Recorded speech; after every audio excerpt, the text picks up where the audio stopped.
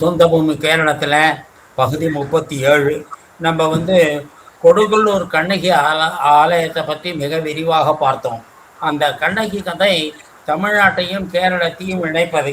பல தடவை அந்த குறிப்பை செய்திருக்கிறோம். கண்ணகி சோழ நாட்டில் பிறந்தவள், பாண்டிய நாட்டிலே சென்று தன்னுடைய பெருமையை நிலைநாட்டவள், கடைசியில் சேர நாட்டிலே சென்று இறைவனுடைய திருவடியை சேர்ந்தாள். உடலோடு சொர்க்கம் போவதை பற்றி பராசக்தி வழிபாட்டிலும் வருகின்றது, ராமாயணத்தில் வருகின்றது, ரகுவம்சத்தில் வருகின்றது. அப்படி உடலோடு சொர்க்கம் போனதாகத்தான் சொல்லுகின்றார்கள். அந்த கொடுங்கல்லூர் கோவில் பத்ரகாளி அம்மனுடைய கோவில். நிறைய மருத மரங்கள், அரச மரங்கள் சூழ்ந்த அந்த சூழலிலே அந்த கொடுங்கல்லூர் பத்ரகாளி அம்மனுடைய சிலை இருக்கின்றது, கோவில் இருக்கிறது. நான் முதல் தடவை போகிற போது அங்கே கண்ணகியோட படமும் வைத்திருந்தார்கள்.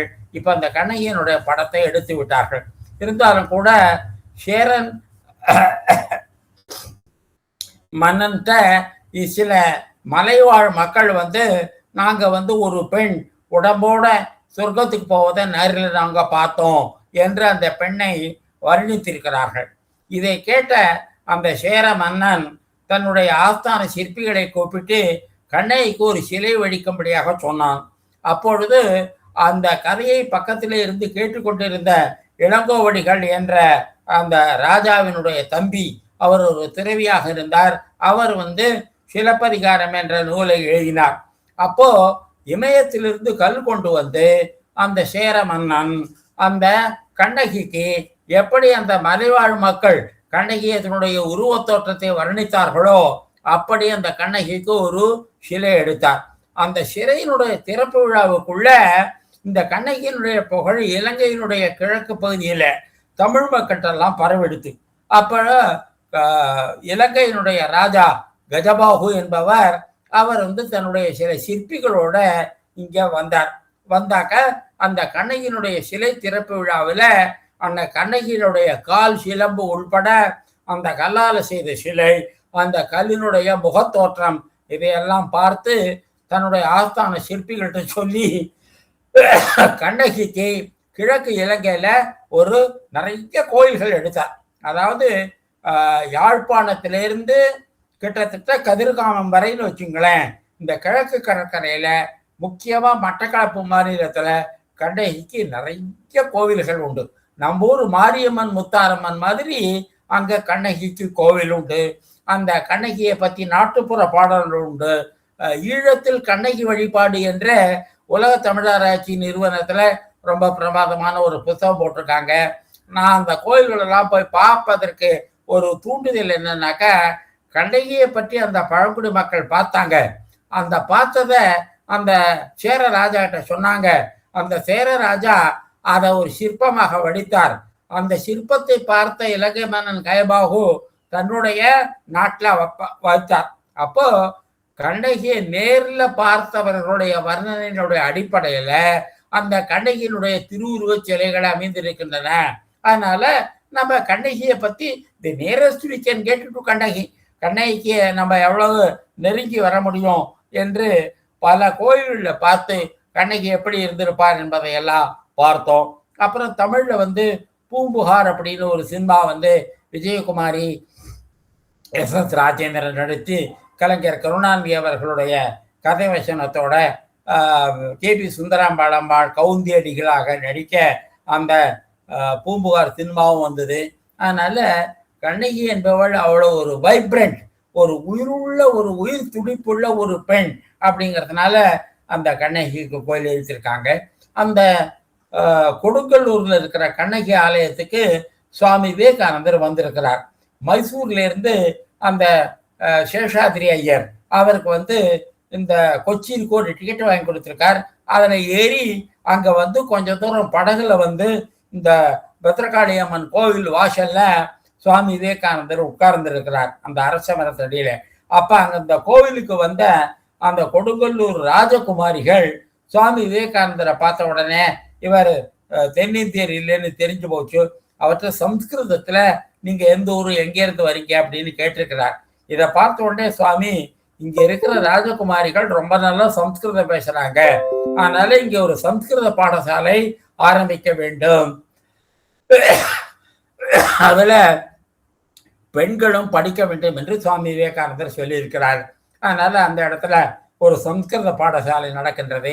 அங்க படிக்கிற சில குழந்தைகள் நம்ம கேந்திரத்துல இருந்து அங்க போய் படிச்சுட்டு வராங்க. அதுக்கப்புறம் 1992 சுவாமி விவேகானந்தருடைய அந்த அகில பாரத யாத்திரா நடந்த போது அந்த கொடுங்கல்லூர்ல இருக்கிற அன்பர்கள் எந்த இடத்துல சுவாமி விவேகானந்தர் தங்கியிருக்கலாம், அதாவது ஒரு கெனால்ல ஒரு வாய்க்கால்ல படகுல இருந்து இறங்கி இருக்கலாம் என்று நம்புகிறார்களோ அந்த இடத்துல ஒரு 2.5-3 ஏக்கர் நிலத்தை அந்த கொடுங்கல்லூர் மக்கள் கேந்திரத்திற்கு கொடுத்தார்கள். அதுக்கப்புறம் ஒரு 8-10 வருஷம் கழிச்சு நம்ம கேந்திரத்தினுடைய தலைவியாக இருந்த டாக்டர் லட்சுமி குமாரி அங்க போய் ஒரு மிக சிறப்பான வேத தரிசன மையம், வேதிக் விஷன் அப்படிங்கிற ஒரு அமைப்பை ஏற்படுத்தி விவேகானந்தருக்கும் வேதத்துக்கும் உள்ள சம்பந்தம், விவேகானந்தரை பற்றி சொற்பொழிவு, சாரதா தேவியை பற்றி அவங்களுக்கு நல்ல இன்சைட் உண்டு விவேகானந்தரை பத்தி. நாமெல்லாம் விவேகானந்தரை பத்தி படித்து தெரிஞ்சுக்கிறோம். லட்சுமி தேவிக்கு அவங்க தாய்ப்பாலோட சேர்ந்து விவேகானந்தரை பற்றிய அறிவு ஊட்டப்பட்டது. அவங்க அப்பா புத்தெடுத்த ராமன் மேனன் தான் முதல்ல விவேகானந்தருடைய நூல்களை மலையாளத்துல மொழிபெயர்த்தவர். அவருடைய குழந்தை என்பதனாலும் அவரே கேரள எழுத்தாளர் சங்கத்தினுடைய தலைவராக இருந்தார் என்பதனாலும் லட்சுமி தேவிக்கு இந்த விவேகானந்தரை பற்றிய அறிவு கற்று வரவில்லை. அப்படியே ரத்தத்துல இன்டியூட்டிவ்னு சொல்றமே அப்படி. அதனால அங்க ரொம்ப சிறப்பான பணிகள் எல்லாமா இருக்கிறது. என்னுடைய பேட்ச்மேட் ஸ்ரீமான் டி சுதாகர் அப்படின்னு ஆந்திராக்காரர், அவர் லட்சுமி தேவி கூட இருந்து நல்ல பணியாற்றுகின்றார். உள்ளூர் முஸ்லிம்கள் நிறைய வராங்க, கேந்திரத்துல யோகா எல்லாம் படிக்கிறாங்க. அப்படிப்பட்ட அந்த கொடுங்கல்லூர் கண்ணகி ஆலயம் ரொம்ப சிறப்பாக இருக்கும். அங்க கேரளாவுக்கே உரிய க்ஷேத்திரபாலர் அப்படின்னு ஒரு வாயில் காப்பவர், அவருடைய சந்நிதி அங்க இருக்கின்றது. அந்த கோவிலை சுற்றி வந்தாக்க நல்ல பெரிய வளாகம், ஒரு ஃபியூ ஏக்கர்ஸ் இருக்கும், பெரிய பெரிய பெரிய மரங்கள் எல்லாம் இருக்கும். அதை சுற்றி வரும்போது பிற்காலத்துல எதெல்லாம் நம்ம முற்காலத்துல தீயதா நினைச்சோமோ அதெல்லாம் இறைவனாக நினைக்கப்படுகின்றன. அதனால கால்ரா அம்மன், எய்ட்ஸ் அம்மன், டிபி அம்மன், இப்படி எல்லாம் அம்மன் வந்துருச்சு. அப்படியெல்லாம் அந்த அம்மனுக்கெல்லாம் அங்க அந்த வளாகத்துல சிலைகள் வைத்திருக்கிறார்கள். அந்த க்ஷேத்திரபாலர் சிலை ரொம்ப நன்றாக இருக்கும். கண்ணகி அம்மனுடைய அந்த கொடுங்கல்லூர் பத்ரகாளி என்று சொல்லுவார்கள். பத்ரகாளி ரொம்ப வைப்ரண்ட் கோவில். அதனால கட்டாயம் தரிசனம் பண்ண வேண்டியது. அதை பற்றி ரொம்ப விவரமாக 2-3 வகுப்புகள் எடுத்தோம். அங்க ஒரு ரகசிய சுரங்க அறையும் இருக்கின்றது. அந்த இடத்துல தான் கண்ணகி கால் பதித்து சொர்க்கத்துக்கு ஏறினாள் என்று சொல்லுகிறார்கள். விவேகானந்தருக்கும் கொடுங்கல்லூருக்கும் ஒரு தொடர்பு. அதை காப்பாற்றி love India, Vivekananda loved India அப்படின்னு லட்சுமி தேவி ஒரு பிரமாதமான புத்தகம் எழுதியிருக்காங்க. சுவாமி விவேகானந்தர் எப்படி இந்தியாவை நேசித்தாரோ அப்படி நாமும் விவேகானந்தரை நேசிப்போமாக அப்படின்னு. அந்த கொடுங்கல்லூருக்கு இன்னொரு முக்கியத்துவம் என்ன அப்படின்னாக்கா, சுந்தரமூர்த்தி நாயனார் அங்க இருக்கிற சேரமான் பெருமாள் அப்படிங்கிற ஒரு சேர ராஜாவோட நட்பு பூண்டு அந்த சேரமான் பெருமாள் திருவாரூருக்கும் திருக்கண்டபுரத்துக்கும் அங்க எல்லாம் கோவில் தரிசனம் பண்ணியிருக்கார். அதுக்கெல்லாம் தூண்டுதல் யாரு?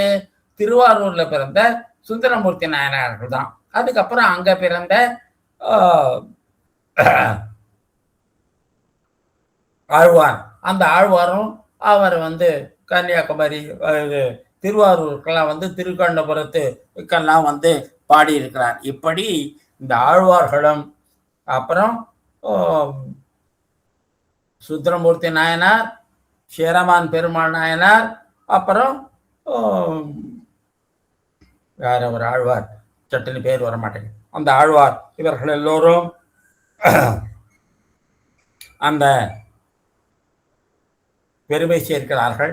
இப்ப அந்த ஆழ்வார் பிறந்த இடத்துல ரொம்ப பிரமாதமான குலசேகர ஆழ்வார் பிறந்த இடத்துல சீனிவாச பெருமாள் கோவில் என்று ஒரு கோவில் கட்டியிருக்கிறார்கள். பக்கத்திலேயே குலசேகர ஆழ்வார் வழிபட்ட அந்த பார்த்தசாரதி என்ற பெருமாள் கோவில் இருக்கிறது. குலசேகர ஆழ்வார் கேரளத்தில் இருக்கிற 13 திருப்பதிகள்ல ஒரு திருப்பதியை பற்றி திருவித்துவக்கோடு பற்றி மட்டும்தான் பாடியிருக்கிறார். மற்ற 12ஐயும் நம்மாழ்வார் தான் பாடியிருக்கிறார். அந்த அளவுக்கு இந்த குலசேகர ஆழ்வாருக்கு வந்து தமிழ்நாட்டு மேல ரொம்ப பிரியம். இந்த திருக்கண்டபுரத்தை பத்தி 108 பாடல்கள் பாடியிருக்கிறாரு. நான், மயில்வாகனன், ஐயப்பன் 3 பேரும் உள்ள நுழைஞ்சோம். உள்ள நுழைஞ்ச உடனே மழை வந்துருச்சு. மழை வந்த உடனே அந்த மழை நேரம் வீணா போக வேண்டாம்னு அந்த சவுத்துல எழுதியிருக்கிற 100 பாடல்களையும் படித்தோம். நான் 100 பாடல்களையும் படித்து முடிச்ச மழை நின்று போயிடுச்சு. இந்த மாதிரி ஒரு 20 வருஷத்துக்கு முன்னாடி நான் ராமேஸ்வரம் ஐயப்பனுடைய திருவிளக்கு பூஜைக்கு போற வழியில திருக்கண்டபுரம் போனேன். அங்கேயும் இதே மாதிரி நடந்தது. நான் கோயிலுக்குள்ள நுழைஞ்ச உடனே மழை வந்தது. 2 மணி நேரம் இருந்து அந்த 100 பாடல்களையும் படித்தேன். நான் படித்த உடனே மழை நின்று போச்சு. திருப்பி நான் ரயில் ஏறி ராமேஸ்வரம் போயிட்டேன். இப்படி அந்த திருக்கண்ணபுரம் ரொம்ப அற்புதமான கோவில். அந்த திருக்கண்ணபுரம் பிரசாதம் ரொம்ப விசேஷம். அதுக்கப்புறம் திரு அஞ்சை களம் அப்படின்னு பெரிய சிவன் கோவில். சுந்தரமூர்த்தி நாயனார் பாடினதா தெரியல. ஆனா ஒவ்வொரு வருஷமும் கோயம்புத்தூர்ல இருந்து ஒரு குரூப் வந்து சுந்தரமூர்த்தி நாயனார் சேரமான் பெருமாள் நாயனாரை சந்தித்ததை ரொம்ப ஒரு விழாவாக கொண்டாடுகின்றார்கள். இத்தனைக்கும் அந்த திருவஞ்சை களத்துல சுந்தரமூர்த்தி நாயனார் வந்து போனதாக சொல்லப்படுகிற அந்த சந்நிதி வந்து ரொம்ப சின்னதா இருக்கும். ஒரு வராந்தாவில் ஒரு சின்ன சந்நிதியா இருக்கும். ஆனாலும் இந்த கோயம்புத்தூர்காரர்களை ரொம்ப ரொம்ப பாராட்ட வேண்டும். ரொம்ப நல்லா கொண்டாடுறாங்க. அதுக்கப்புறம் இந்த சேரமான் பெருமாள் நாயனார் வந்து 63 நாயனார்ல ஒருத்தர். அதனால முஸ்லிம்கள் ஒரு கதை கட்டி விட்டாங்க. என்ன, இந்த சேரமான் பெருமாள் நாயனார் இந்த சைவத்துல திருப்தி அடையாம கடைசி காலத்துல ஒரு முஸ்லீமாக மாறி மக்காவுக்கு போனார் அப்படின்னு. அதெல்லாம் ஒன்றும் அப்படியெல்லாம் நடக்கல அப்படின்னு சொல்லிட்டு அந்த சேரமான் பெருமாள் நாயனாருடைய 700வது ஆண்டு விழா அன்னைக்கு அந்த கொடுங்கல்லூர்ல இருக்கிற மசூதியில ஒரு விழாவுக்கு ஏற்பாடு பண்ணி ஸ்ரீமான் அப்துல் கலாம் அவர்களை கூப்பிட்டுருந்தாங்க. அதுக்கப்புறம் மக்கள் எல்லாம் அப்துல் கலாம் சார்கிட்ட போய், சார் இதிலெல்லாம் உண்மையே இல்லை, இது வந்து பின்னாடி இந்த கட்டுக்கதைன்னு சொல்லிட்டு அந்த அப்துல் கலாம் சார் அங்க வந்து அந்த விழாவை ஒரு நியாயப்படுத்தாம அந்த உள்ளூர்காரர்கள்லாம் தடுத்தாங்க. அதனால கொஞ்சம் உள்ளூர் முஸ்லிம்களுக்கு அப்துல் கலாம் சார் பேர்ல கொஞ்சம் கோபம். எப்படி இருந்தாலும் அந்த சேரமான் பெருமாள் நாயனார் பேரால அங்க ஒரு மசூதி இருக்கு, அவர் மக்காவுக்கு போகலை என்பதைத்தான் மக்கள் உறுதிப்படுகின்றார்கள். இப்படி ஒரு புகழ்பெற்ற கோயில் இருந்தாக்க அதை எப்படியாவது முஸ்லிம்களோட தொடர்பு படுத்துறதுக்கு ஒரு முயற்சி நடத்திருக்கின்றது. இருந்தாலும் கூட சுந்தரமூர்த்தி நாயனார், சேரமான் பெருமாள் நாயனார், குலசேகர ஆழ்வார், அந்த சீனிவாச பெருமாள், அந்த பார்த்தசாரதி கோவில், விவேகானந்தர், பத்ரகாளி அம்மன் கோவில், அங்க இருக்கிற க்ஷேத்திரபாலர், அங்க இருக்கிற ரகசிய அறை, இதெல்லாம் ரொம்ப புகழ்பெற்றவையாக இருக்கின்றன. இதை தவிர கொடுங்கல்லூர் வந்து ஒரு காலத்துல ஒரு துறைமுகமாக இருந்திருக்கிறது. இப்ப கடல் ரொம்ப பின்வாங்கி போயிடுச்சு. அப்ப கிராங்கனூர் அப்படின்னு சொல்லி ஒரு காலத்துல அது வந்து ஒரு துறைமுகமாக இருக்கிறது. இப்போ ஒவ்வொரு வருடமும் ஒரு பெரிய கல்ச்சரல் ஃபெஸ்டிவல், பண்பாட்டு திருவிழா நடத்துகிறார்கள். இப்படிப்பட்ட அந்த கொடுங்கல்லூர் ஆலயத்திற்கு கட்டாயம் போக வேண்டும். முன்னாடியே தகவல் கொடுத்துட்டு போக வேண்டும். ஏன்னாக்கா அங்கேருந்து கொஞ்சம் நம்ம கேந்திரா ஒரு 2.5 கிலோமீட்டர் 3 கிலோமீட்டர் இருக்கும். அதனால அவங்களுக்கு தகவல் கொடுத்து விட்டு போனால் நல்ல தரிசனம் நடக்கும். அங்க 2 முக்கிய திருவிழாக்கள், ஒன்று தாளப்புலி 4 நாள் பங்குனி மாத திருவிழா, 2வது பரணி திருவிழா. மாசி மாதம் கேரளா, தமிழ்நாடு, இலங்கை வரலாற்றில் கண்ணகியின் முக்கியத்துவம். கிழக்கு இலங்கை முழுக்க, அதாவது ஒரு நாட்டு மக்களுடைய வாழ்வில் என்னென்ன அம்சங்கள் இடைபெறுகின்றது என்பதற்கு இந்த மக்கள் இலக்கியம், நாட்டார் பாடல்கள், கிராமிய பாடல்கள் இருக்கு பாருங்க, அது ரொம்ப ரொம்ப முக்கியம். கிறிஸ்தவர்கள் வந்து 400 வருஷத்துக்கு முன்னாடி இந்தியாவுக்கு வந்தவங்க, அவங்க நாங்க இயேசுநாதர் காலத்திலேயே வந்துட்டோம்னு சொல்றாங்க. எப்படி இருந்தாலும் அவங்க என்ன பண்ணினாங்க, சங்கீதங்கிறது ஒரு பண்பாட்டுக்கு ரொம்ப முக்கியமான ஒரு அம்சம். அதனால கிறிஸ்தவத்துல நல்ல சங்கீதம் அமையலை. அதனால அவங்க என்ன பண்ணினாங்க, முதல்ல யூரோப்பில் பாடுற பாட்டெல்லாம் அப்படியே தமிழ் படுத்தி பாடினாங்க. அது மக்கள் உள்ளத்தை தொடவே இல்லை. அதுக்காக என்ன பண்ணினாங்க, நம்ம கர்நாடக சங்கீதத்தை கிறிஸ்தவ மதத்தோட சேர்க்கலாம் அப்படின்னு சொல்லிட்டு கலை காவிரி அப்படின்னு ஒரு காலேஜ் திருச்சியில் ஆரம்பிச்சு கர்நாடக சங்கீதத்துல இயேசுநாதருடைய பாடலாம் பாடினாங்க, அதுவும் எடுபடலை. அப்புறம் பழைய சினிமா பாட்டு அதுலெல்லாம் இயேசுநாதரை பத்தி சாங்ஸ் போட்டு அதெல்லாம் பாடினாங்க, அதுவும் எடுபடலை. அதாவது இந்த கிராமிய கலைங்கிறது செயற்கே நம்ம அதை பார்த்து காப்பீடிக்க முடியாது. நம்ம உள்ளத்தினுடைய அடி ஆழத்திலிருந்து உண்மையினுடைய திரு வடிவமாக அது வெளிவர வேண்டும். அப்படி கண்ணகி கிழக்கு இலங்கையை உள்ளத்தால் வென்றிருக்கிறாள். அதனால கண்ணகியை பற்றி ஈழத்தில் கண்ணகி கலாச்சாரம் அப்படின்னு ஒரு அறக்கட்டளை சொற்பொழிவு ரொம்ப பிரமாதமான புஸ்தகமாக போட்டிருக்கிறாங்க. உலக தமிழர் ஆட்சி நிறுவனத்தில் நம்ம கேந்திரா லைப்ரரியில் இருக்கு. அப்படி இந்த கேரளாவுக்கும் கிழக்கு இலங்கைக்கும் தமிழ் ஒன்று போல இருக்கும் என்று விவேகானந்தர் குறிப்பிட்டிருக்கிறார். அதனால அந்த கண்ணகியினுடைய வரலாற்று தமிழ்நாட்டுக்கும் இலங்கைக்கும் ஒரு பெரிய பிணைப்பாக இருந்து வருகின்றது. அடுத்தது வைஷ்ணவ தலங்கள். இது 108 திருப்பதியில் ஒன்று இல்லை, ஆனால் இன்னும் இருக்கிற எக்ஸ்ட்ரா விஷ்ணு ஆலயம்.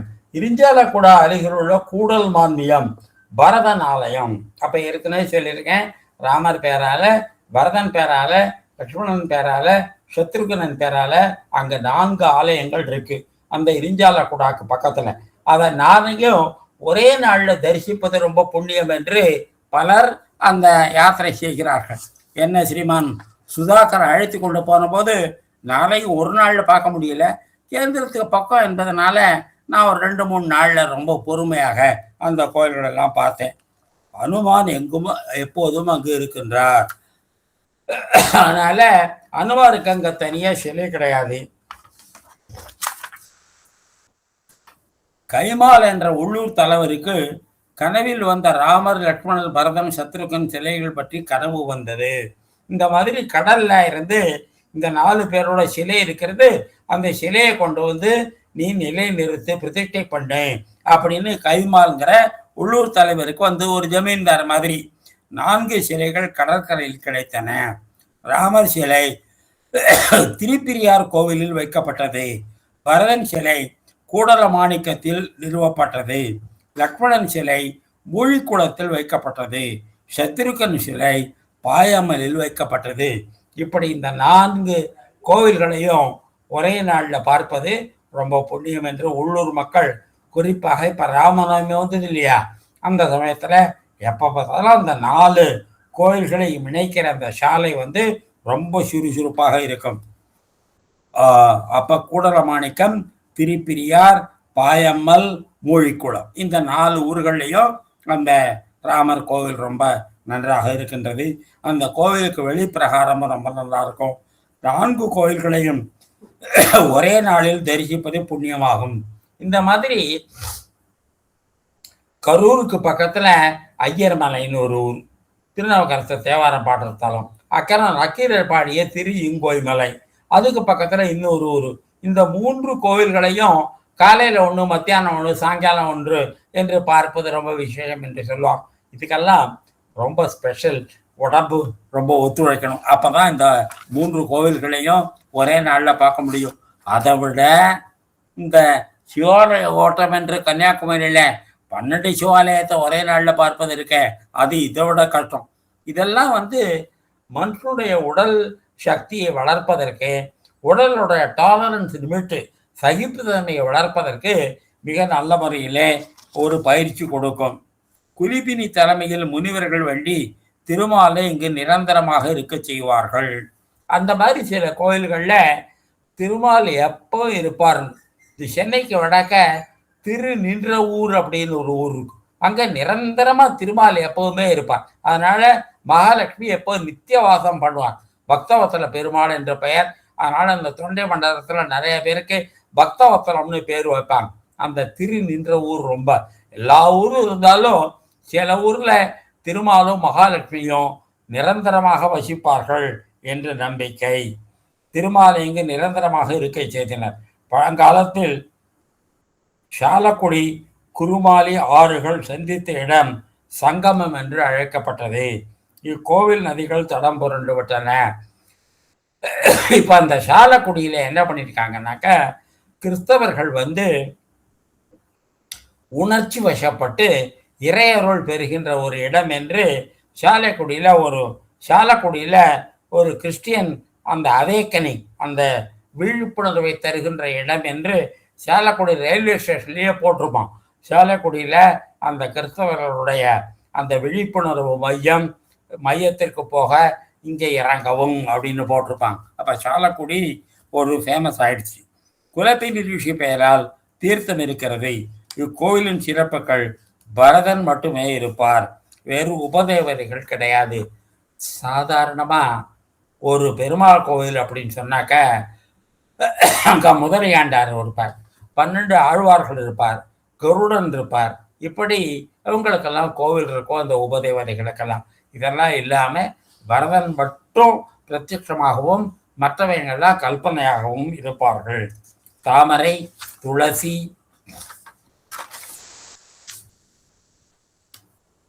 செட்டி 3 மலர்கள் மட்டுமே பூஜைக்கு பயன்படும். குலபினி தீர்த்தம் மீன்கள் மட்டுமே கொண்டது, வேறு பாம்பு தவளை கிடையாது. சில தீர்த்தங்களுக்கு இந்த மாதிரி விசேஷம் உண்டு. அங்க பாம்பு இருக்காது, தவளை இருக்காது, ஆமை இருக்காது. சில கோவில் தீர்த்தங்கள்ல மீனே இருக்காது. அப்படியெல்லாம் கோயில்கள் இருக்கின்றன. தீர்த்தம் நோய் தீர்ப்பது. மற்ற ஆலயங்களில் இருந்து இந்த ஆலயம் வேறுபட்டது. இங்க கத்திரிக்காய் நிவேதனம் செய்வது. கத்திரிக்காய்க்கு ஒரு நாமம் போட்டது அப்படின்னு சொல்லி கத்திரிக்காயை வைஷ்ணவர்கள் சாப்பிட மாட்டாங்க அப்படின்னு சொல்லுவாங்க. அதனால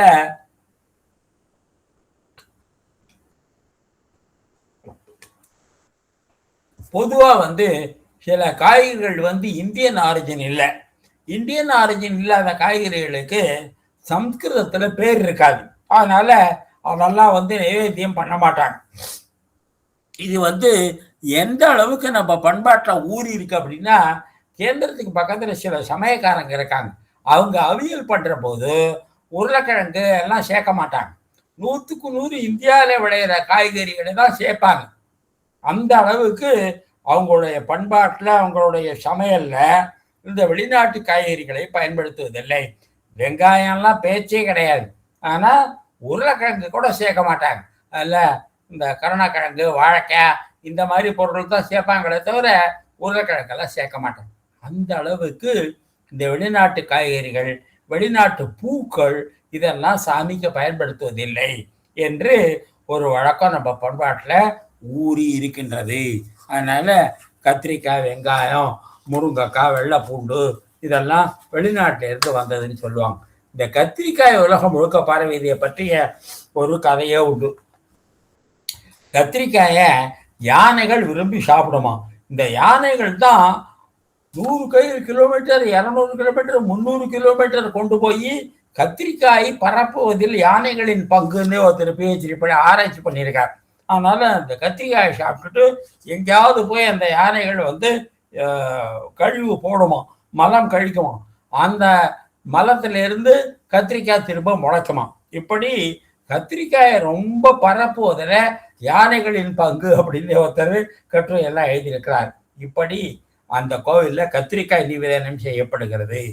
புதிய நெல் குத்தப்பட்டு அரிசி நிவேதனம் செய்யப்படுகிறது. புத்தரிசின்னு சொல்லி புத்தரின்னு சொல்லுவாங்க கன்னியாகுமரி மாவட்டத்தில். கோவிலுக்கு போனாக்கா புதுசாக அறுவடை செய்தால் அந்த நெல்லை கொண்டு படைப்பாங்க. முப்பிழி என்ற ஆயுர்வேத என்ற மருந்து ஆயுர்வேதம் பூசாரிக்கு மட்டும் தெரியும். அப்ப மதத்துக்கும் மருந்துக்கும் உள்ள நெருங்கிய தொடர்பை பத்தி நிறைய ஆராய்ச்சி பண்ணியிருக்காங்க. இப்ப நீங்க ஸ்ரீமுஷ்ணம், நானும் ஸ்ரீமன் ரங்கராஜனும் ஸ்ரீமுஷ்ணத்துக்கு போனோம்.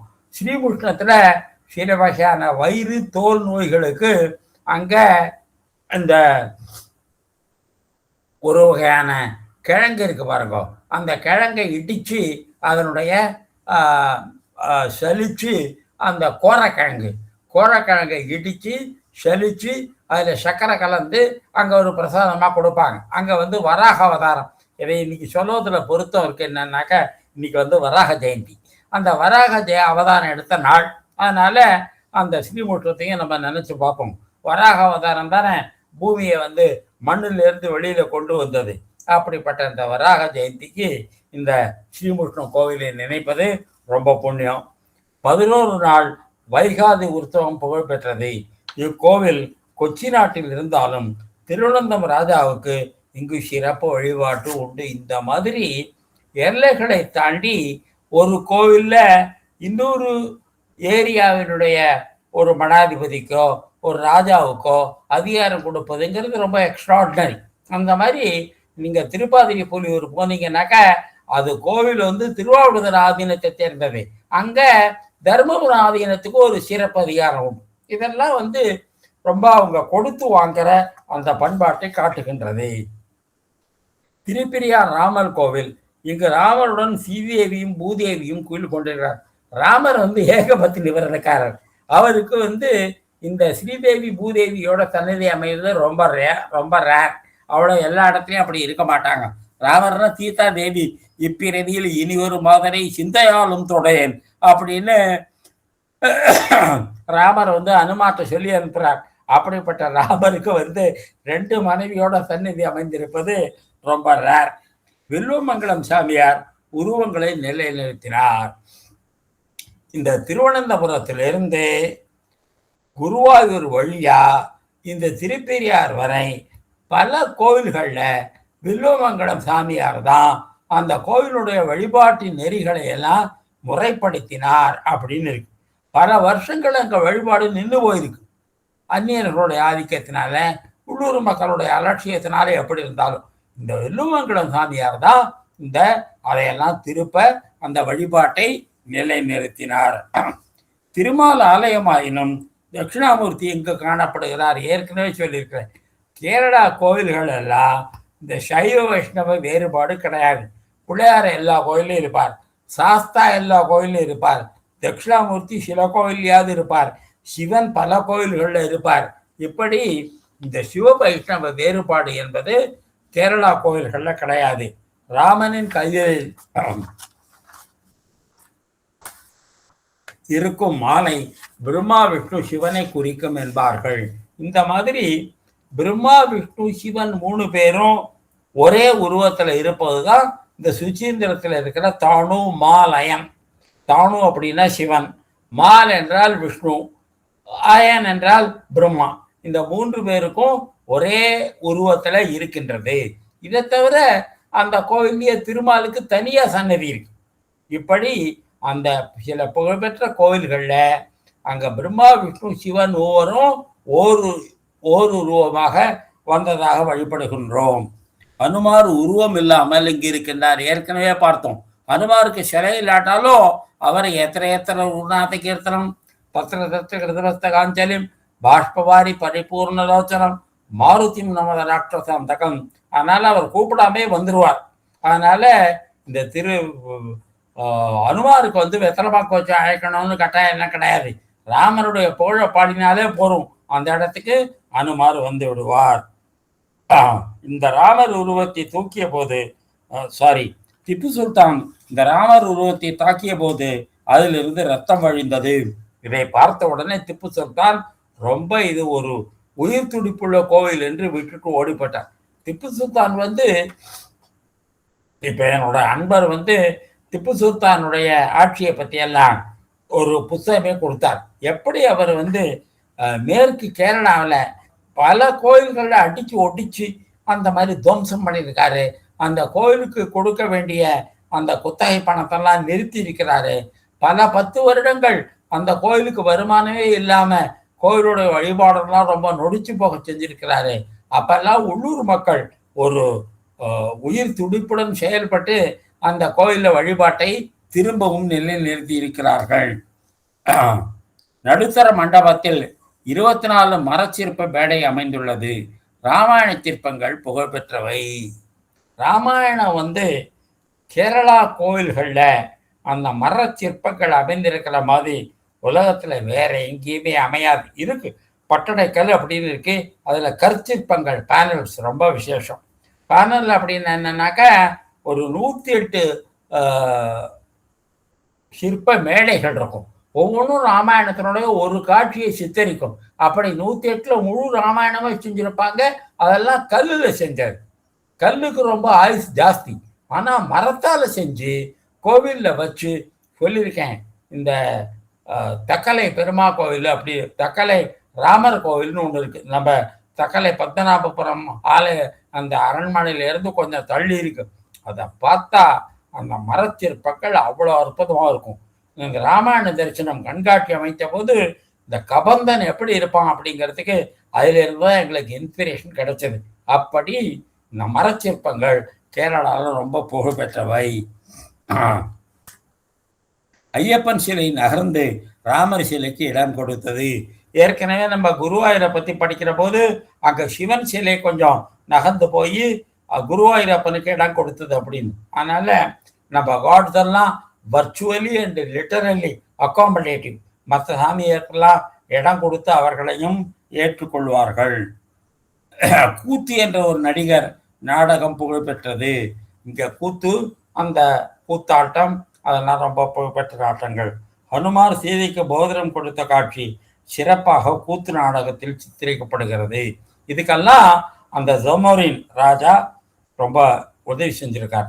இந்த சமுத்ரி அப்படிங்கிற வார்த்தை தான் போர்ச்சுகீஸ்காரங்க வாயில நுழையாம ஜமோரின்னு ஆயிடுச்சு. சாமுத்ரி, சமுத்திரத்துக்கு பக்கத்துல இருக்கிறவங்க. அந்த கள்ளிக்கோட்டை ராஜாவுக்கு சாமுத்ரி என்று சம்ஸ்கிருத பெயர், மலையாள பெயர். அது வெள்ளைக்கார வாயில நுழையாம அதை ஜமோரின்னு மாத்திட்டான். அப்ப இன்றைக்கு அந்த ஜமோரின்னு தான் சொல்றாங்க. பங்குனி மாதம் பூரம் திருவிழா புகழ்பெற்றது. ஷெட்டுவா என்ற தீவில் ராமர் ஆலயம் அமைந்துள்ளது. அடுத்தது கேரளாவிலேயே ரொம்ப புகழ்பெற்ற வடக்குநாதர் ஆலயம். அது வரலாற்று புகழ் பெற்றது, ஆன்மீக புகழ் பெற்றது, சிற்ப புகழ் பெற்றது, பூஜை சிறப்பு பெற்றது. எல்லாத்தையும் விட ஆதிசங்கரருடைய பெற்றோர் ஆரியாம்பையும் சிவகுருவும் அந்த கோவில்ல 41 நாள் ஒரு மண்டலம் பட்டினி விரதம் இருந்துதான் ஆதிசங்கரை குழந்தையாக பெற்றார்கள். அவ்வளவு புகழ் பெற்றது இந்த வடக்கநாதன் கோவில். வடக்கநாதன் கோவிலுடைய விரிவு, வடக்கநாதன் கோவிலுடைய தூய்மை, வடக்கநாதன் கோவில் நேர்ல மக்கள் வச்சிருக்கிற பக்தி, இதெல்லாம் நேர்ல பார்த்து தான் தெரிஞ்சுக்கணுமே தோழிய அந்த வடக்கநாதனை பத்தி சொற்பொழிவெல்லாம் ஆற்ற முடியாது. சிவலிங்கம் திருச்சுவப்பேரூர். இந்த திருச்சிவப்பேரூர் தான் திருச்சூர் ஆயிடுச்சு. ஒரு நல்ல ரயில்வே ஸ்டேஷன், மாவட்ட தலைநகரம். அந்த மாவட்டத்தில் தான் உலக புகழ்பெற்ற சுவாமி ரங்கநாதானந்தர் அவர்கள் அவதரித்தார்கள். அவருடைய 100ஆண்டு விழாவில் பேசக்கூடிய வாய்ப்பு கிடைச்சது. அப்போ ரொம்ப புகழ்பெற்ற அந்த அழிக்கோடு சுகுமாரன் நாயர் இருக்காரன், அவரை லட்சுமி தீதி கூப்பிட்டுருந்தாங்க. அழிக்கோடு சுகுமாரன் நாயர் பேசினார். அப்புறம் என்ன சில வார்த்தை பேச சொன்னாங்க. அப்படி அந்த திருச்சூர் ஞானத்தில் புகழ்பெற்றது. ரெண்டாவது, அந்த திருச்சூரில் தான் இந்த தந்திர சாஸ்திர ஆராய்ச்சி மையம் என்று கேரளாவில் ரொம்ப யூனிக், அதை அங்கே அமைத்திருக்கிறார்கள். ரங்கநாதனந்தா பிறந்த இடம். புத்தெழுத்து ராமன் மேனன் தான் முதல்ல சுவாமி விவேகானந்தருடைய கருத்துக்களை மலையாளத்தில் மொழிபெயர்த்தார். நம்ம லட்சுமி தீதி பிறந்த ஊர். இந்த வடக்கநாதன் கோவில் எதுக்காக சொல்கிறேன் அப்படின்னா, ஒரு இடம் ரொம்ப கிரியேட்டிவாக, ரொம்ப படைப்பாற்றலோட, சங்கீதத்திலேயோ சிற்பத்திலேயோ ஆன்மீகத்திலேயோ இலக்கியத்திலேயோ புகழ்பெற்று இருக்குதுன்னு வச்சுங்கோ. அதனுடைய வேர்களை கொஞ்சம் அப்படி தோண்டி பார்த்தீங்கன்னாக்கா அங்கே ஒரு கோவில் இருக்கும். அந்த கோவில் தான் இத்தனை படைப்பாற்றலுக்கும் கிரியேட்டிவிட்டிக்கும் வேறாக இருந்திருக்கும். அப்படிப்பட்ட ஒரு பெரிய கிரியேட்டிவ் சென்டர் அந்த திருச்சூர் வடக்கநாதன் ஆலயம். அதனால அந்த அதிலிருந்து அந்த மாதிரி திருவாரூர், அந்த மாதிரி தஞ்சாவூர், அந்த மாதிரி மயிலாடுதுறை, அந்த மாதிரி திருச்சி ஸ்ரீரங்கம், அந்த மாதிரி நடராஜ், இதெல்லாம் they are not just temples confined to a place. ஒரு இடத்துல இருக்கிற ஒரு கோவில் இல்லை, அந்த சுற்று வட்டாரத்தில் 100கணக்கான மைல்கள்ல இருக்கிற மக்களுடைய வாழ்க்கைய அப்படி உருவாக்கி இருக்கின்றன அந்த கோயில்கள். இசையாகட்டும், இலக்கியமாகட்டும், ஆன்மீகமாகட்டும், தத்துவமாகட்டும். இன்றைக்கு உலகத்துல இந்து தத்துவம்னு சொன்னாலே முதல்ல சொல்ற பேரு ஆதிசங்கரருடைய பேர் தானே. அப்படிப்பட்ட அந்த வடக்கநாதன் கோவிலை நாம் கொஞ்சம் பார்க்க வேண்டும். பெரிய மைதானம். அந்த மைதானத்தை பார்த்தாலே திருச்சூர் பூரம்னு கேள்விப்பட்டிருப்பீங்க. அந்த ஃபெஸ்டிவல்ல யானைகள்லாம் வந்து வரிசையா நிற்கும். அதை பார்க்கறதுக்கே உலகம் முழுவதிலிருந்து மக்கள் வருவாங்க. டிவியில காமிப்பாங்க. திருச்சூர் பூரம் மாதிரி அப்படின்னு சொல்லுவாங்க. எப்படி மயிலாப்பூரை பத்தி பேசினா, மயிலாப்பூர் கபாலீஸ்வரர் கோவில் 63 இப்ப பங்குனி உத்திரத்தும் போது நடந்தது அப்படி சொல்லுவோமோ, எப்படி காஞ்சிபுரம் கருட சேவை சொல்லுவோமோ, எப்படி திருவையாற்றில் இந்த சத்தத்தான பல்லாக்கு சொல்லுவோமோ, எப்படி கும்பகோணம் மகாமகம் சொல்லுவோமோ, அந்த மாதிரி கேரளாவில் திருச்சூர் பூரத்தை கூட்டம் அப்படின்னா அதைத்தான் உதாரணமா சொல்லுவார்கள். அப்படி குருவாயூர் ஏகாதசியை சொல்ற மாதிரி அவ்வளவு புகழ்பெற்றது. அங்க தேக்கின் காடு என்று அழைக்கப்படுகிறது. தேக்க மரங்கள் நிறைந்த ஒரு பெரிய காடு. அந்த தேக்க மரங்கள்லாம் இன்னும் இருக்கு. பெரிய ஓப்பன் மைதானம். அதில் நிறைய யானைகள் வந்து நிற்கும். அந்த எலிஃபென்ட் ஃபெஸ்டிவல் ரொம்ப புகழ்பெற்றது. திருச்சூர் பூரத்தும் போது பார்க்கறதுக்கு கன்னியாகுமரியிலிருந்து நல்ல மக்கள் போவாங்க. கோயிலின் பரப்பளவு 9 ஏக்கர். பல அரச மரங்கள் கோவிலுக்கு உண்டு. பெரிய மதுள் சுவர் புகழ்பெற்றது. உள்ளே சிவனுக்கும் சங்கரநாராயணனுக்கும் ராமனுக்கும்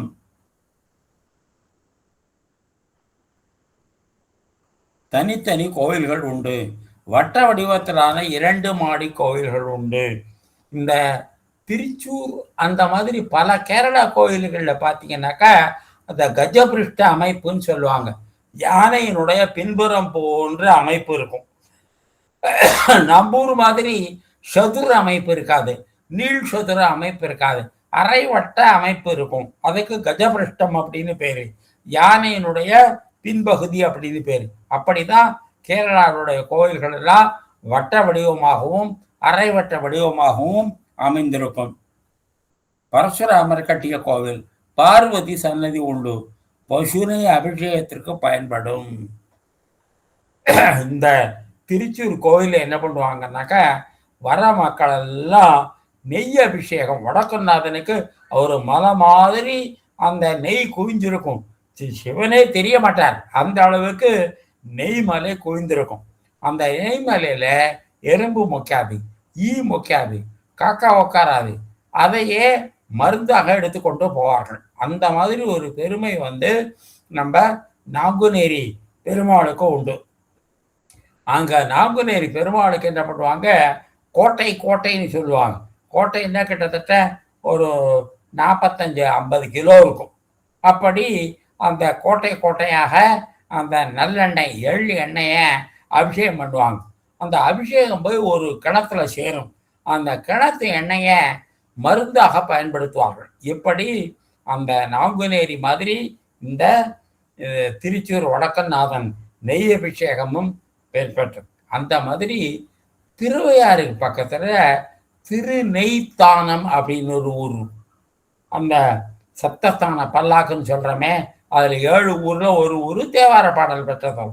அங்கேயும் இந்த மாதிரி நெய்யாடினாதானே சுவாமிக்கு பேரு. நிறைய அவருக்கு நெய் அபிஷேகம் தான் ரொம்ப முக்கியம். இந்த மாதிரி சில கோவில்கள்ல எண்ணெய் அபிஷேகம், நெய் அபிஷேகம். அப்புறம் சிக்கல்னு ஒரு ஊர், திருவாரூர்லேருந்து நாகப்பட்டினம் போற வழியில. அங்க வசிஷ்டர் வந்து வெண்ணெயிலிருந்தே சிவபெருமானுடைய உருவம் அமைத்தார் அப்படின்னு அந்த சுவாமிக்கு வெண்ணெய் தான் அவருக்கு அபிஷேகம். அந்த மாதிரி வெண்ணெய், நெய், நல்லெண்ணெய் இவையெல்லாம் இறைவனுக்கு மிக பிடித்தவை. அந்த மாதிரி அந்த அபிஷேகத்துக்கு அந்த திருச்சூர் சுவாமி ரொம்ப புகழ் பெற்றவர். பசுனை அபிஷேகத்திற்கு பயன்படும். அது ஒரு மலை போல குவிந்திருக்கிறது. நெய்மலை சிவலிங்கத்தை மூடி இருக்கின்றது, ஒருபோதும் உருகாது. வேட்டக்குரு மகன் என்ற காவல் தெய்வம் புகழ் பெற்றது. இது கேரளாவோட ஸ்பெஷாலிட்டி. க்ஷேத்திரபாலர்னு சொன்னேன். இப்ப கண்ணகி கோயிலை பத்தி பேர போது டிண்டி முண்டின்னு சொல்லுவாங்க. அப்புறம் ஜெய விஜயன்னு விஷ்ணு கோவில்ல சொல்லுவாங்க. அப்புறம் சிவன் கோவில்ல காவல் தெய்வம் இருக்கும். இந்த மாதிரி இந்த காவல் தெய்வத்துக்கே ரொம்ப முக்கியமா சொல்லுவாங்க. பல கோவில்ல அந்த காவல் தெய்வங்களுடைய சிற்ப எழில் இருக்கு பாருங்க, ரொம்ப பிரமாதமா இருக்கும். 6 அடி உயரம், 7 அடி உயரம். அந்த வெங்கலத்தால செஞ்ச காவல் தெய்வம்லாம் பார்த்தா பிரமிச்சு போவோம். அதனுடைய அழகும் கம்பீரமும் அந்த தோற்ற பொலிவும் அப்படியெல்லாம் இருக்கும். வேட்டக்குரு மகன் என்ற காவல் தெய்வம் புகழ்பெற்றது. கோயிலை வலம் வரும் சுற்றுப்பாதை 7 அடி அகலமுடையது. கணபதி, காளி, நம்பிக்கோவில், சாஸ்தா, சிம்போதரன் என்ற உருவங்கள் நிலைநிறுத்தப்பட்டன. ஆதிசங்கரை நினைவூட்டும் வண்ணம் சங்கும் சக்கரமும் ஒரு இடத்தில் வைக்கப்பட்டுள்ளது. இங்கு தவம் இருந்துதான் ஆதிசங்கரின் பெற்றோர்கள் ஆதிசங்கரரை பெற்றெடுத்தார்கள். பஜனம்னு சொல்லுவாங்க. கேரளாவுடைய சிறப்பு என்னன்னாக்க, ஒரு கோவில்ல போய் 41 நாள் இருப்பாங்க. அந்த கோவில் குளத்திலேயே குளிப்பாங்க. அந்த கோயிலில் இருக்கிற சாமியை வழிபடுவாங்க. கோயிலுக்கு கொடுக்குற பிரசாதத்தை தான் சாப்பிடுவாங்க.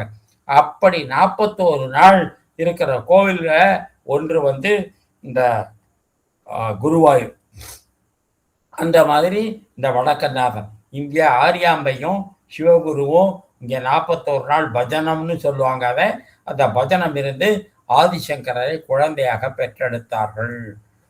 ஆதிசங்கரர் தான் இன்றைக்கு சயின்ஸையும் ஸ்பிரிச்சுவாலிட்டியும் ஒன்று சேர்க்கிறதுன்னா அவ்வளவு பெரிய மகான். அதனால நாட்கள் செல்ல செல்ல செல்ல செல்ல செல்ல ஆதிசங்கரரை மக்கள் புரிந்து கொள்ளும் விதம்தான் மாறுபடுதே ஒழிய ஆதிசங்கரருடைய கொள்கையில எந்த மாற்றமும் வரல. ஆதிசங்கரர் எப்படி சொன்னாரோ அப்படித்தான் இன்னைக்கு சொல்லுகிறார். ஆதிசங்கரருடைய கருத்துக்கள்ல மாற்றம் வரல. மக்கள் அவரை புரிந்து கொள்ளும் விதத்தில் மாற்றங்கள் வந்திருக்கின்றன. அப்படிப்பட்ட ஒரு நிலைத்த தன்மை உடையவர் ஆதிசங்கரர். ஆதிசங்கரரை பத்தி சொல்றபோது சொல்லுவாங்க, அத்வைதத்துக்கு யாரோடும் சண்டை கிடையாது. மற்றவங்களுக்கு வேணா அத்வைத்தத்தோட சண்டை இருக்கலாம். ஆனா விசிஷ்டாத்வைத்தம், துவைத்தம், துவைத்தாத்வைத்தம், அப்ப பூர்ண சுத்த அத்வைத்தம், இப்படி எல்லாத்தையும் அத்வைதத்துக்குள்ள அடக்கி விடலாம். அத்வைதத்தை எதைக்குள்ளையும் அடக்க முடியாது அப்படின்னு சொல்லுவாங்க. எந்த அர்த்தத்துல விசிஷ்டாத்வைத்தம் ஒரு தத்துவமோ, எந்த அர்த்தத்துல துவைத்தம் ஒரு தத்துவமோ, எந்த அத்வைத்துல சிவாத்வைத்தம் ஒரு தத்துவமோ, எந்த அர்த்தத்துல லலிதா அத்வைத்தம் ஒரு தத்துவமோ, அந்த அர்த்தத்துல அத்வைத்தம் ஒரு தத்துவமே அல்ல. எல்லாம் கடவுள், எல்லாருக்குள்ளும் கடவுள் அப்படிங்கிற ஒரு கொள்கைய எப்படி ஒரு ஒரு ஒரு ஒரு செட்டப்புக்குள்ள, ஒரு தத்துவத்துக்குள்ள, ஒரு ஸ்கொயருக்குள்ள அடக்க முடியும்? It is as large as the universe itself. இது பிரபஞ்சம் எவ்வளவு பிரிச்சோ அவ்வளவு பிரிச்சு அத்வைத தத்துவம். அதனால மற்ற இசங்களோட அத்வைதத்தை ஒப்பிடக்கூடாது. அதனால அது it belongs to a different order. அது இலக்கிய ஆன்மீக சிந்தனையினுடைய வேறொரு தளத்தை சேர்ந்தது. அதற்குள்ள விசிஷ்டாத்வைத்தம், அத்வைத்தம், விசிஷ்டாத்வைத்தம், துவைத்தம், சுத்த அத்வைத்தம், கேரளாத்வைத்தம், லலிதாத்வைத்தம், சிவாத்வைத்தம் எல்லாத்தையும் அடக்க முடியும். அதை எதுக்குள்ளையும் அடக்க முடியாது. இந்த ஸ்ரீ மூலஸ்தானம் என்ற அரச மரத்தடியில் பரசுராமர் நம்பூதிரிகளிடம் கோயில் பொறுப்பு ஒப்படைத்தார்.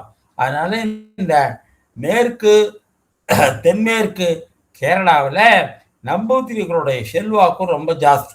அவங்க என்ன பண்ணுவாங்க, பரசுராமர் தான் எங்களை கொண்டு இந்த கோவிலெல்லாம் எங்கள்கிட்ட ஒப்படைச்சாரு, அதனால இங்க பூஜை பண்ற அதிகாரம் எங்களுக்கு தான் உண்டு, நாங்க தான் தீர்மானம் பண்ணுவோம் அப்படின்னு அவங்க ரொம்ப அதிகாரபூர்வமாக சொல்லுவார்கள். இங்க வெள்ளை நிற நந்தி ஒன்று நிலைநிறுத்தப்பட்டது. இதை பற்றிய கதை சுவையானது. அப்போ திருச்சூர் பூரம் விழா புகழ் பெற்றது. அப்போ அங்க இருக்கிற வெள்ளை நிற நந்தி அந்த புகழ்பெற்ற அந்த கோவிலுடைய இன்றியமையாத ஒரு பங்கு. இந்த ஆலயம் ஒரு தேசிய நினைவு சின்னமாக அறிவிக்கப்பட்டுள்ளது. அதனால அதை ஆர்கியாலஜிக்கல் டிபார்ட்மெண்ட்டுக்காரங்க எடுத்து அதுல ஒரு சின்ன மாற்றத்தோட கொண்டு வர முடியாது. அப்படி அதை 4 சோறுக்குள்ள அடக்கிட்டாங்க. சங்கரர் போன்ற மகானை மனித குலத்திற்கு தந்த வடக்கநாதனை நாமும் வழிபட்டு நலன்கள் பெறுவாக. இங்கு அப்பம், நெய்யபிஷேகம், பஞ்சகவ்யம் முதலில் புகழ்பெற்ற நிவேதனங்களாகும். ராமனும் சிவனும் நம்மை காப்பார்களாக. இப்படிப்பட்ட வடக்குநாதன் கோவில் நமக்கு 2 விஷயத்தை தருகின்றது. ஒன்று கேரளத்தில் சிவ வழிபாடு, ரெண்டாவது ஆதிசங்கர். ஆதிசங்கரருக்கு அப்பனை வந்தவங்க யாரா இருந்தாலும் ஒன்று அவரை ஏற்றுக்கொள்ள வேண்டும், ரெண்டு அவரை மறுத்தா ஏன் மறுத்தேன் என்பதற்கு காரணம் சொல்லியாக வேண்டும். ஆதிசங்கரரை இக்னோர் பண்ணிட்டு காரணம் சொல்லாம அவரை அப்படியே பிரதர்ஷனம் பண்ணிட்டு போக முடியாது. either you will not agree with him or you will not explain why you are not agreeing with him. ஆதிசங்கரோட இன்ஃப்ளூயன்ஸ் இந்திய இலக்கியத்தில் ரொம்ப பெருசு. ஆதிசங்கர மாதிரி சகுண பிரம்மத்தை ஏற்றுக்கொள்ளாத கபீர்தாசர் போன்றவர்கள் கூட மாயா கொள்கையை ஒத்துக்கொண்டிருக்காங்க. அப்ப மாயா மகாடகினி ஜானி அப்படின்னு ரொம்ப ஃபேமஸ் பாட்டு கபீர்தாசரோட, அவங்க மாய கொள்கையை பார்த்துக் கொள்கிறார்கள். துளசிதாசர் ஒரு வைஷ்ணவர், ராமாயணம் எழுதியவர், மாயா கொள்கையை ஏற்றுக்கொள்கிறார். இப்படி ஆதிசங்கருக்கு பின்னாடி வந்த எல்லாருமே ஒன்று மாயாங்கிற கொள்கையை ஏற்றுக்கொள்கிறார்கள், அல்லது தான் ஏன் மாயா கொள்கையை ஏற்றுக்கொள்ளவில்லை என்பதற்கு உதாரணம் சொல்லுகிறார்கள். இன்றைக்கு எனக்கு கிடைச்ச ஒரு பெரிய பாக்கியம் என்ன அப்படின்னாக்க, Gurudev Ranade constructive survey of Upanishad பிலாசபின்னு ஒரு பிரில்லியன்ட் புக்குன்னா பிரில்லியன்ட்டுங்கிற வார்த்தையெல்லாம் அவரை பற்றி சொல்கிற போது ஒளி இழந்து போய்விடுகின்றன. அப்படிப்பட்ட அந்த புஸ்தகம், அதில் ஒரு 2-3 பக்கத்தில் இந்த மாயா கொள்கை ஆதிசங்கரர் கண்டுபிடிச்சதா, புத்த மதத்திலிருந்து ஆதிசங்கரர் கடன் வாங்கினதா, கௌடபாதருடைய கற்பனையா, உபனிஷதத்தில் சொல்லியிருக்கா, வேதத்தில் இருக்கா, எல்லாவற்றையும் ஒரு 2-3 பக்கத்துக்குள்ள சம்மரைஸ் பண்றதுன்னா அது குருதேவனானுடைய ஒத்தரால தான் முடியும், வேற யாராலையும் முடியாது. அதனால அதை பற்றி கொஞ்சம் விவரமாகவே பார்க்க வேண்டும். நான் கேரளாவை பற்றி பேச போனேன் என்று சொன்ன உடனேயே ஒரு சகோதரி சொன்னாங்க, நீ ஆதிசங்கரரை பற்றி பேச ஆரம்பிச்ச, அதை தாண்டி நீ போகவே முடியாது, அங்கேயே சொல்லினு கெளிதாகவும் நின்றையாள் சொல்லின் பேரிடம் செல்ல வழிவிடாள் அப்படின்மா பாரதி. அந்த மாதிரி இந்த அத்வைத கொள்கை இருக்க, அதிலும் குறிப்பா மாயா, அதாவது குருதேவ நானடை என்ன பண்ணியிருக்கிறார், மாயா கொள்கை இந்திய இலக்கியத்துல மட்டும் இல்ல, உலகளாவிய காண்டிலிருந்து அரிஸ்டாட்டிலிருந்து எப்படி எல்லாரும் இந்த மாயாங்கிற கொள்கைய அவங்களுக்குரிய மொழியில சொல்லியிருப்பாங்க. They might not have used the word மாயா, ஆனா இந்த உலகம் வெறும் தோற்றம்தான், அந்த தோற்றத்துக்கு பின்னாடி அதற்கு மாற்றாக ஒரு சத்திய பொருள் இருக்கிறது அப்படிங்கிற உண்மைய யாராலையுமே தவிர்க்க முடியவில்லை. அப்ப இளமையும் செல்வமும் ஓர்கட தோற்றம், செல்வமும் ஓர்கட தோற்றம் என்று பாரதியார் பாடுகிறார் இல்லையா, அப்படி ஒவ்வொன்றும் ஒரு தோற்றமாகத்தான் இருக்கின்றது. அதனால வேர்ல்ட் அஸ் அன் அப்பியரன்ஸ், அது உண்மை அல்ல, அது தற்காலிகமானது, அது தோன்றி மறைவது.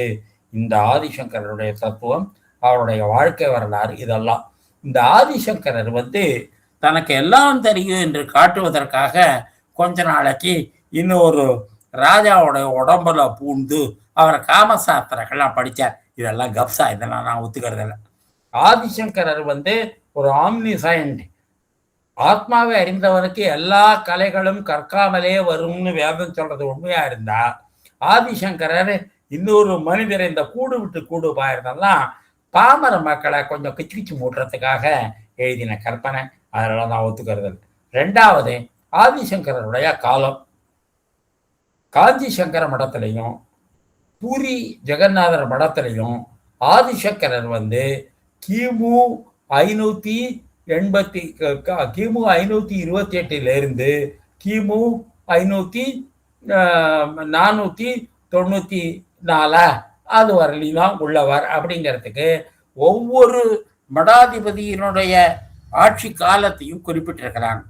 சிருங்கேரி மடத்துல இந்த சுரேஸ்வராச்சாரியார ஒரு 110 வருஷம் ஆட்சி பீடத்தில் இருந்ததா சொல்றாங்க. சுரேஸ்வராச்சாரியார் கிரகசாசிரமத்திலிருந்து துறவு வந்தவர்.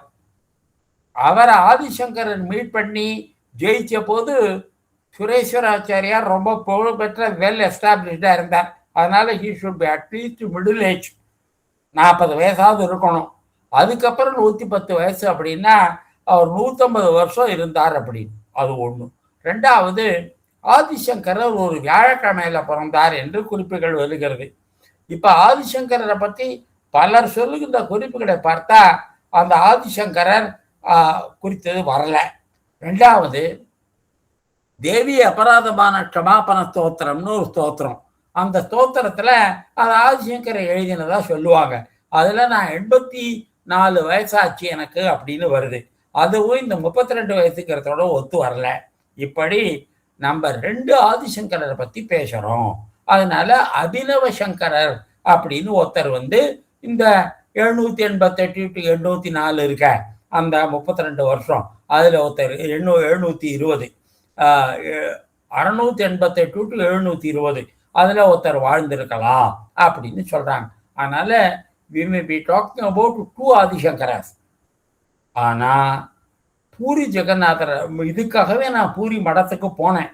அந்த பூரி மடத்துல ஆதிசங்கரிலிருந்து இருந்து இன்னைக்கு இருக்கிற நிச்சலானந்த சரஸ்வதி, அதோக்ஷதானந்த சரஸ்வதி வரை ஒவ்வொரு சங்கராச்சாரியரோட ஆட்சி காலத்தையும் அவங்களுடைய ஜென்ம நட்சத்திரம் சமாதி திதி உள்பட அவங்க எந்த வருஷத்துல இருந்து எந்த வருஷம் இருந்தாங்கன்னு பட்டியல் போட்டிருக்கு.